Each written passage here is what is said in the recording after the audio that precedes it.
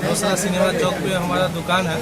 यहाँ से हम बंद करके और निकलने के बाद में हल्का हल्का बारिश हो रहा था। हम हल्का हल्का ही गाड़ी चला के जा रहे थे। जैसे हम घर के निकट पहुँचे तो हमारे घर के रास्ते से जाने के साधन नहीं है। वहाँ पे छोटा गलीच रास्ता है।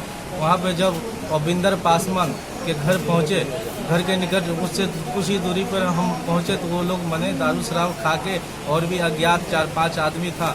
जब हमको देखा तो बाइक रोक लिया। बाइक रोकने के बाद उसने बोलता है तुम्हारा बाप का रास्ता है जो इस रास्ता से चलता है, मेरा ये रास्ता है, तुम नहीं जाओगे। हम बोले रास्ता तो सबको होता है, आप क्यों मने रोक सकते हैं। तो उपिंदर पासवान का बेटा राजीव पासवान हमको सर पे वार किया, सर फाड़ दिया।